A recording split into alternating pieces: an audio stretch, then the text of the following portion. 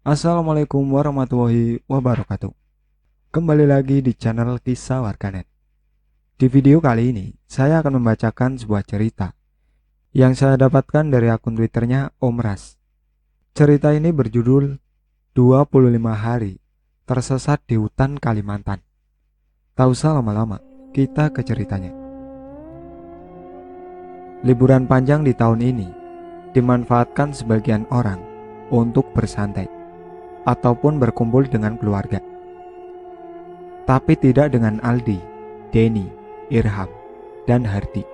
Empat pemuda itu lebih memilih untuk berpetualangan di alam bebas, menikmati indahnya hidup di alam bebas. Mereka sudah merencanakannya dari beberapa tahun yang lalu dan akan segera terwujud di tahun ini. Mereka semua sudah mempersiapkan bahan makanan yang cukup untuk beberapa hari di hutan. Mereka juga membawa beberapa macam peralatan yang bisa digunakan untuk pertahanan diri jika nanti di sana ada serangan beruang ataupun hewan liar lainnya. Setelah persiapan mereka sudah cukup, sore harinya mereka pun berangkat. Karena keempatnya tinggal di barak atau kos-kosan, jadi mereka bisa pergi dengan bebas kapanpun mereka mau, tanpa harus mengatakan kemana mereka akan pergi, dan hanya mengatakan mereka akan kembali sebelum liburan berakhir. Perjalanan pun dimulai. Mereka semua nampak gembira. Jalanan setapak menuju hutan terlihat sangat menantang di mata mereka. Mereka berempat sudah cukup lama menjalin persahabatan, dan sampai sekarang mereka tak pernah bertengkar sekalipun. Mungkin karena hobi dan kebiasaan yang mereka miliki semuanya sama. Nyanyian-nyanyian mulai terdengar dari mulut mereka, sambil sesekali terdengar candaan dan tawa di antara keempatnya. Hingga beberapa saat kemudian, jalanan yang mereka lewati mulai terasa licin dan menanjak. Lalu mereka mulai berfokus dengan apa yang mereka pijak. Suara-suara patiling mulai terdengar, menandakan sebentar lagi sang mentari akan segera pergi tidur. Sesampainya di tempat yang lumayan cukup bagus, di dekat sungai kecil, mereka pun mulai membersihkan sekitaran tempat agar bisa membuat tempat tidur gantung yang akan mereka gunakan untuk beristirahat. Setelah selesai, mereka mulai membagi tugas. Aldi dapat tugas mencari air, sedangkan Irham dan Hardi mencari kayu bakar. Sementara Denny menunggu untuk mengerjakan tugasnya, yaitu memasak. Karena air dan kayu bakar belum ada, ia pun memilih untuk duduk-duduk, bersandar di bawah pohon, sambil mendengarkan musik dari MP3-nya. Hari sudah mulai gelap ketika teman-temannya datang. Setelah menyalakan api, Denny pun mulai memasak nasi. Sementara teman-temannya membuat perangkap agar jika ada binatang-binatang liar yang mendekat akan ketahuan. Singkat cerita, 2 hari telah berlalu dan mereka kini sudah sampai di sebuah tempat yang cukup gelap di tengah-tengah hutan. Awalnya tidak ada yang aneh sampai ketika mereka berempat mulai bercerita tentang mitos di hutan tersebut yang jarang orang ketahui, bahkan penduduk lokalnya pun tidak ada yang tahu. Di sini tidak diceritakan cerita-cerita mitos itu, karena siapa tahu ada salah satu ponakan di sini yang tahu akan ceritanya dan bisa menebak ini di mana. Seiring berjalannya cerita dari mulut mereka, hawa dingin mulai mengusik ke sela-sela tulang. Dan suasana mencekam mulai bisa dirasakan. Mereka saling tatap, namun lagi-lagi hal itu tidak ditanggapi serius oleh keempatnya. Mereka lalu tertawa dan mulai bercanda. Lalu tidur. Malam itu gerimis mulai turun. Langit sangat gelap kala itu. Sementara mereka lupa membawa terpal untuk atapnya. Mereka mulai takut jika nanti akan kehujanan. Dan tepat di tengah malam, Hujan yang ditakutkan mereka benar-benar turun dengan sangat deras, ditambah angin yang sangat kencang, menggoyangkan pepohonan yang tinggi. Tempat tidur gantung mereka basah, tas mereka yang berisi pakaian dan bahan makanan juga ikut basah. Hardy yang memiliki ketidaktahanan akan suhu dingin, seketika kedinginan dan menggigil, membuat teman-temannya menjadi panik dan khawatir. Mereka bertiga mencoba menghangatkan tubuh Hardy dengan cara saling berpelukan.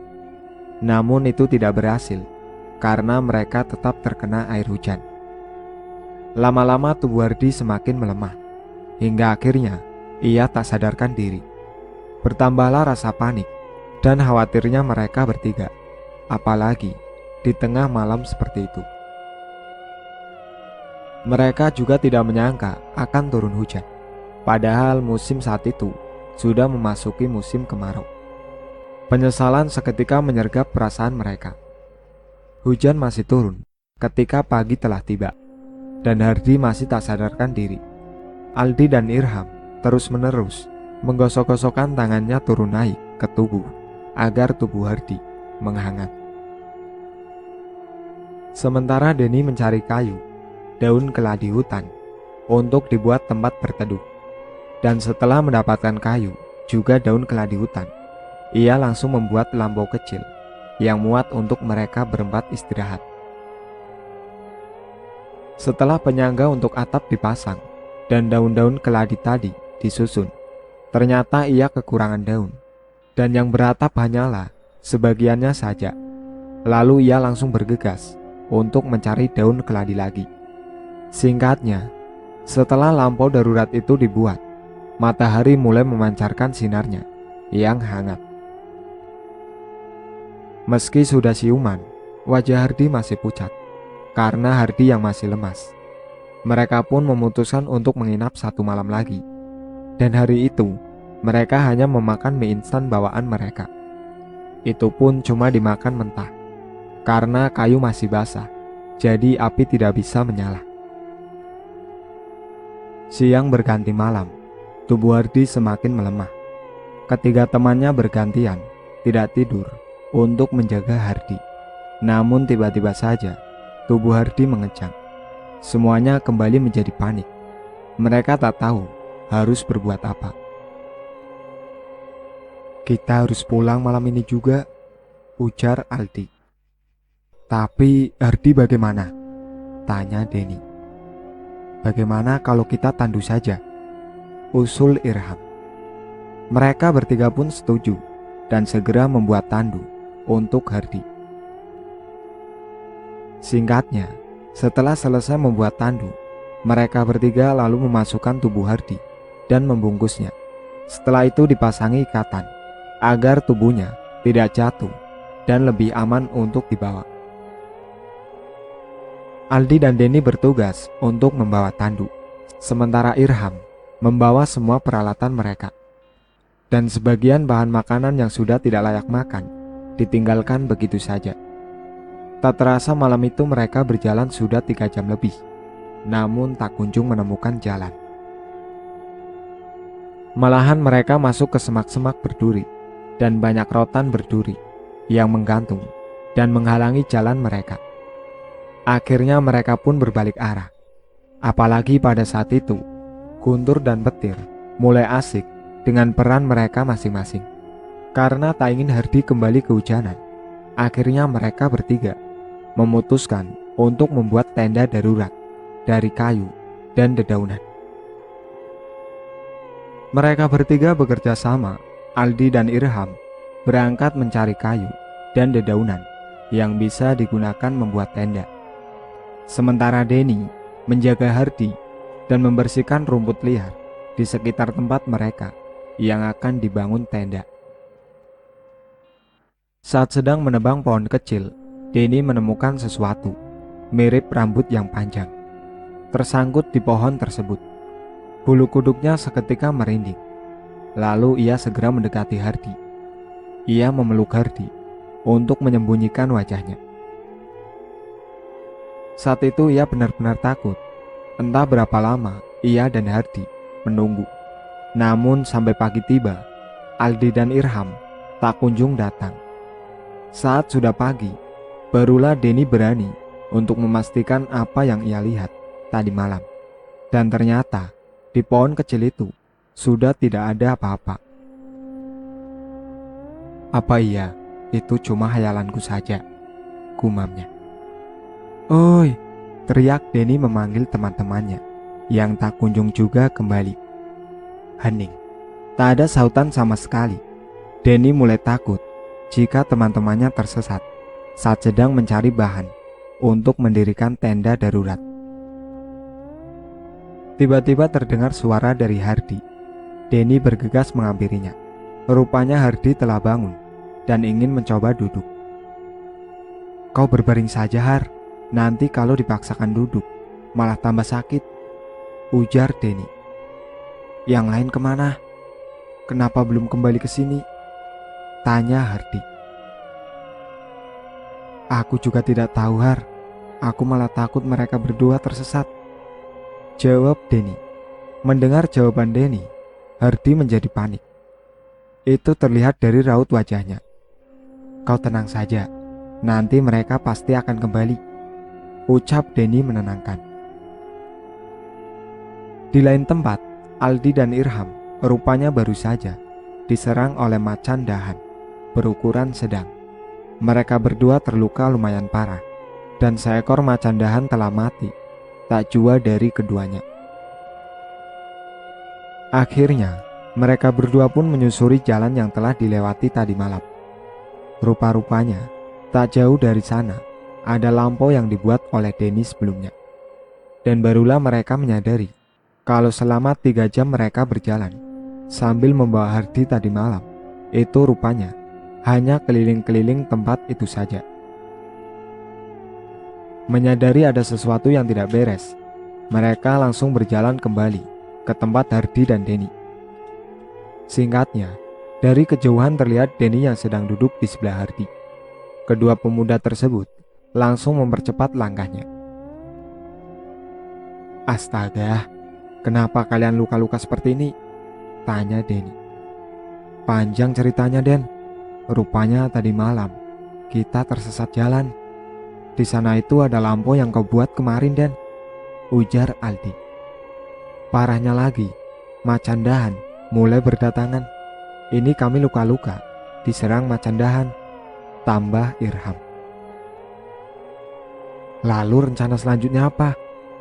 Tanya Denny yang ketakutan. Karena ia sadar dirinya tidak akan mungkin bisa hidup jika diserang oleh hewan-hewan liar di hutan itu. Kita butuh makanan untuk tetap bertahan hidup, ujar Aldi. Denny meraih tasnya, dan di sana tinggal beberapa bungkus mie instan dan juga sekaleng sarden. Tidak ada yang lain lagi, karena memang hanya itu yang tidak rusak saat di malam mereka kehujanan parah itu. Mie tinggal sedikit, bahkan beras pun kita sudah tidak punya. Sementara Hardi juga butuh makanan supaya dia bisa sembuh. Kalian saja yang makan, aku bisa menahannya. Karena kan kalian berdua yang mengangkat Hardi dan butuh tenaga dan makanan yang banyak, ujar Denny. Tapi teman-temannya tak mau jika hanya Denny yang menahan lapar. Dan setelah perdebatan panjang itu, akhirnya mereka memutuskan untuk memasak semua mie instan yang ada, 3 bungkus, lalu memakannya bersama-sama. Setelah makan, mereka pun memulai perjalanan. Tak lupa mereka juga memberi tanda di sepanjang perjalanan untuk memastikan mereka tidak hanya berkeliling di tempat yang sama. Namun buktinya, sampai matahari terbenam pun, mereka tetap kembali lagi ke sana. Dan kalaupun berpindah tempat, mereka akan kembali ke tempat di mana terdapat lampau buatan Denny. Sudah seharian kita berjalan, tapi akhirnya kembali lagi ke sini, ujar Denny kesal. Kakiku rasanya tak sanggup lagi melangkah, ucap Aldi. Dan malam itu pun mereka akhirnya beristirahat di lampau yang pernah dibuat Denny dan menambahkan kayu-kayu untuk dindingnya agar jika ada hewan buas datang, mereka akan langsung terjaga. Malam itu mereka lalui dengan perut kosong. Saat tiba giliran Aldi untuk berjaga, ia melihat sepasang mata yang menatapnya dari balik pohon. Aldi meraih pisaunya perlahan-lahan. Ia yakin jika yang mengintip di kejauhan itu pastilah binatang buas, penunggu hutan. Namun ternyata saat didekati, nampak seorang wanita dengan rambut yang panjang terurai. Siapa kau ini?" tanya Aldi. Wanita itu hanya diam sambil menatap Aldi. Di sekitar mulutnya nampak noda merah yang entah berasal dari mana. Lalu dengan santai, si wanita berjalan pergi, meninggalkan Aldi yang masih mematung, menunggu jawaban atas pertanyaan yang ia lontarkan tadi pada si wanita misterius. Aldi kembali ke lampau. Aneh, hanya kata itu yang bisa terucap saat Aldi mengingat kembali si wanita. Singkat cerita, pagi ke-10, mereka masih berada di tengah hutan, di tempat yang sama. Sementara Hardi sudah mulai membaik dan bisa kembali berjalan. Pagi-pagi sekali, Denny sudah pergi mencari buah-buahan di sekitar tenda mereka. Dan ketika ia pulang, ia membawa pisang bangkaran, pisang hutan. Rasanya kelat banyak bijinya. Tapi kalau masih muda, enak dibakar atau juga digoreng dengan tepung sajiku. Tumbuhannya juga tidak ada di perkampungan. Bangkaran muda yang dibawa Denny, ia letakkan di dekat lampau. Lalu ia menghidupkan api untuk membakar bangkaran muda tersebut. Sementara Aldi dan Irham sedang berusaha mencari jalan untuk pulang. Denny terlihat asik meniup-niup api, tanpa ia sadari bahwa Hardi sudah tidak ada di dalam lampau mereka. Dari kejauhan terdengar suara seseorang yang berteriak minta tolong. Denny yang mendengar suara tersebut langsung berdiri dan mengamati di sekitarnya. Sekali lagi, suara teriakan kembali terdengar. Dan akhirnya Denny memutuskan untuk mencari ke arah sumber suara, yang ternyata berasal dari Hardi. Rupanya Hardi baru saja diserang seekor ular piton yang cukup besar. Denny langsung menolong Hardi. Ia mencoba membunuh ular tersebut. Dan setelah beberapa saat pergelutan, akhirnya ular itu berhasil dibunuh. "Kau tak apa kan, Har?" tanya Denny sembari menarik tubuh panjang si ular. Hardi hanya mengangguk lemas. Tubuhnya yang baru saja pulih itu langsung terasa lemas setelah dililit ular. Untungnya nasib baik masih berpihak padanya.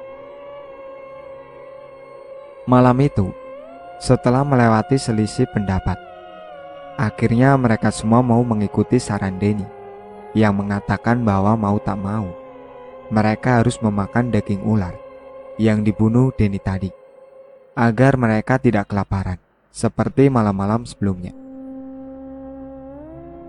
Denny terlihat sangat lahap memakan daging ular, namun tidak dengan ketiga teman-temannya. Mereka masih nampak ragu, meski itu semua dilakukan karena terpaksa. "Mati atau makan, terserah kalian. Yang pasti kalau kita mati di sini, sudah dapat dipastikan tidak akan ada yang menemukan bangkai kita," ujar Denny. Perkataan Denny memicu emosi Aldi. Ia langsung berjalan meninggalkan teman-temannya. Malam itu, seperti malam-malam sebelumnya, Aldi kembali bertemu dengan seorang wanita. Ia mulai penasaran. Jangan-jangan ada orang-orang suku lain yang tinggal di hutan ini, pikirnya sambil terus mendekati si wanita yang melenggak-lenggok di antara rerumputan.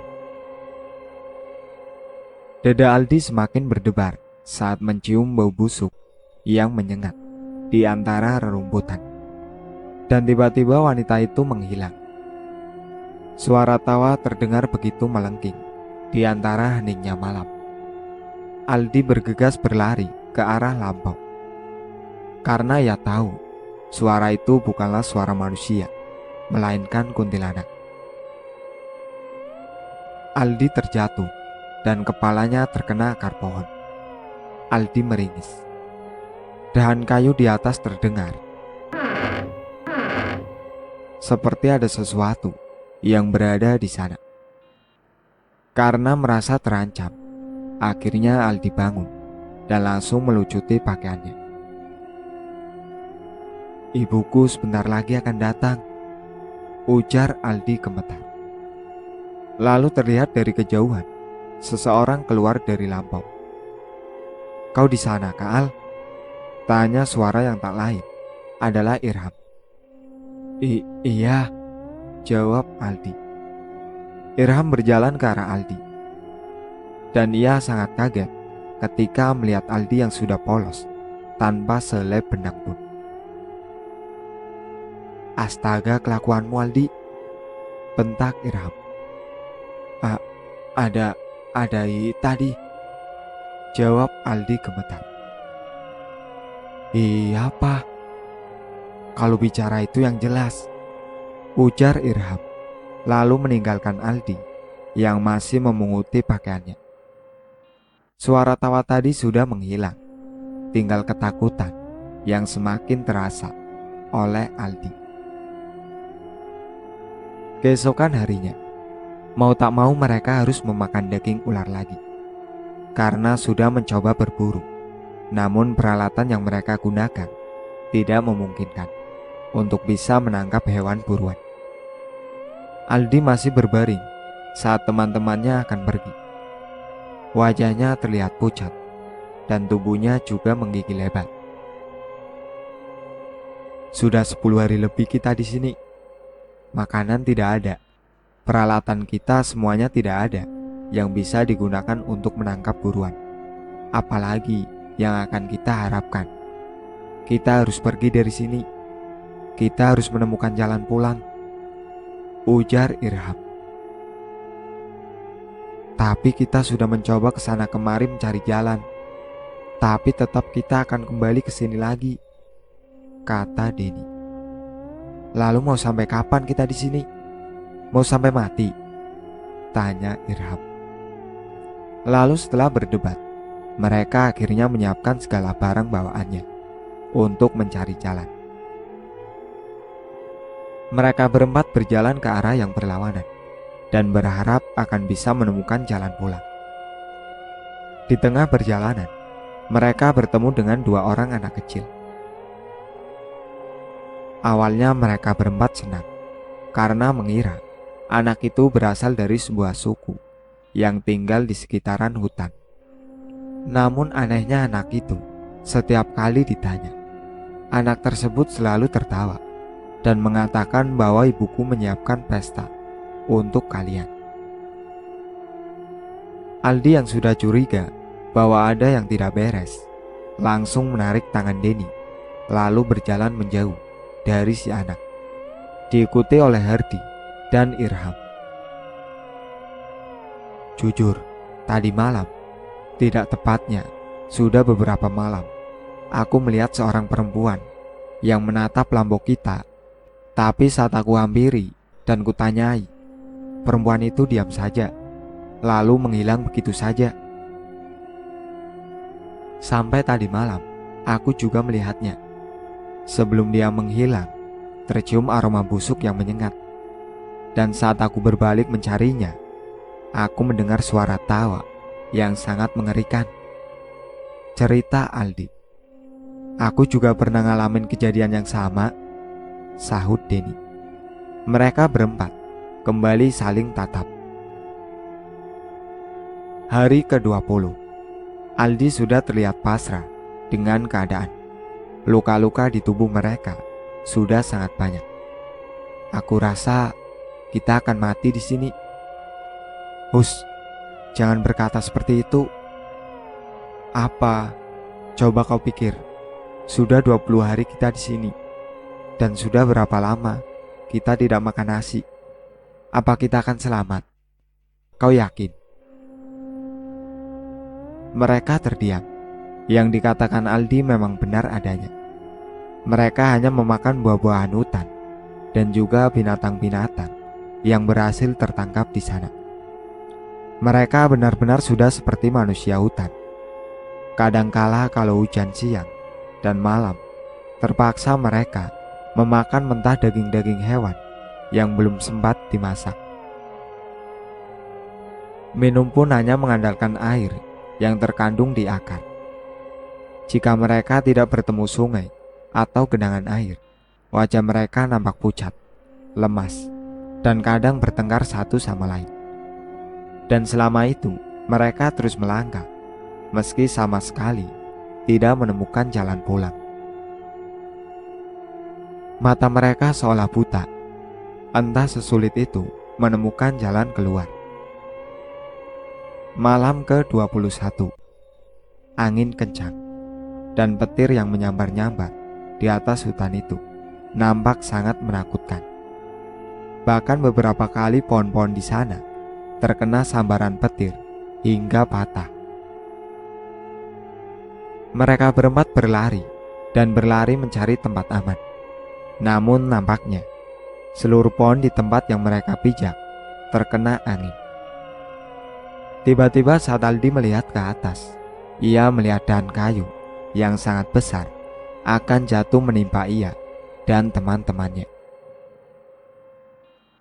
Aldi mendorong teman-temannya hingga ia lupa akan keselamatannya sendiri.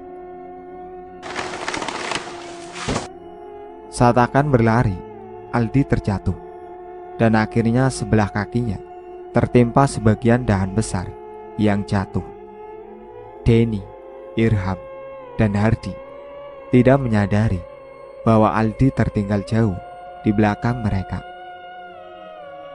Namun saat Denny sadar, ia langsung berujar, "Bangsat, dari tadi kita lari meninggalkan Aldi, dan selama itu di antara kita bertiga tidak ada yang menyadarinya. Sialan," ujar Denny, lalu kembali berlari ke belakang. Singkatnya, Denny sampai di tempat tadi dan melihat Aldi sudah tak sadarkan diri dengan kaki yang tertindih dahan kayu besar. "Astaga Aldi!" Denny berusaha sendirian mengangkat kayu yang menindih kaki Aldi. Namun kayu itu lebih besar dari tenaga Denny. Tak menyerah dengan keadaan, Denny mencoba mendorong kayu itu, namun tak bergeming sedikit pun. "Ah!" teriak Denny. Air matanya mulai mengucur saat mengingat bahwa tadi Aldi seperti itu karena menyelamatkan dia dan teman-teman. "Sial!" teriak Denny lagi. Ia kembali mencoba mengangkat kayu tersebut, namun lagi-lagi tidak berhasil. Ketika Irham dan Hardi datang, mereka juga langsung membantu Denny, tapi kayu hanya bergeser sedikit. Selama 2 hari, mereka mencoba memotong bagian pangkal kayu tersebut agar kaki Aldi bisa terlepas dari tindihan kayu. Tapi proses pemotongan kayu yang seharusnya selesai dalam beberapa jam saja itu terhambat karena pisau yang mereka bawa rusak. Denny menyuapi Aldi yang wajahnya sudah sangat pucat. Tubuhnya menggigil karena menahan sakit teramat sangat di kakinya. "Ya Tuhan, jika aku sudah Kau takdirkan mati dalam keadaan seperti ini, aku ikhlas Tuhan. Tapi tolong selamatkan teman-temanku," teriak Aldi. Pasrah, air matanya pun sepertinya sudah kering, hingga tak ada lagi tangis di matanya. "Hus, jangan bicara seperti itu Al. Kan kami pastikan kau selamat," ujar Denny. "Walaupun kakiku berhasil terlepas dari kayu ini, aku yakin aku pasti akan cacat seumur hidup. Aku juga akan menyusahkan kalian, sedangkan kita belum juga bisa mencari jalan," ujar Aldi. Meski bibir Aldi tersenyum, tetapi wajah sedihnya tak bisa ia sembunyikan. Memasuki malam ke-25, Kaki Aldi sudah berhasil dikeluarkan dari tindihan kayu. Namun mereka sangat shock saat melihat keadaannya. Tulang kaki Aldi remuk dan hancur. Bau busuk juga tercium dari sana. Bahkan sebagian bawahnya sudah dikerubungi belatung. Aldi sendiri pun jijik melihatnya. "Aku tidak ingin hidup. Aku tidak mau cacat," teriak Aldi histeris. Ia merebut pisau rusak yang dipegang Irham. Aldi bermaksud untuk memotong kakinya sendiri. Denny dengan cepat merebut pisau tersebut. "Kau harus tetap hidup untuk orang tuamu, juga kami sahabat-sahabatmu," ucap Denny. Saat mereka semua tertidur, lagi-lagi Aldi melihat sosok wanita. Wanita itu berjalan mendekatinya. Wanita berambut panjang dengan parasnya yang sangat amat cantik tersebut berdiri di depan Aldi.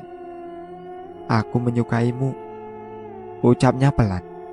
Suaranya yang indah berhasil menenangkan Aldi. Lalu si wanita menunjuk ke suatu arah.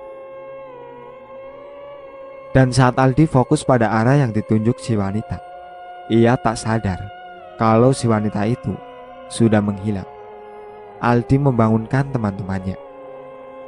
Dia menunjuk ke arah sana," ujar Aldi seraya menatap satu persatu teman-temannya. "Siapa?" "Wanita itu," gantian temannya yang saling tatap. Dan menjelang pagi, Denny dan Irham pergi memburu binatang-binatang.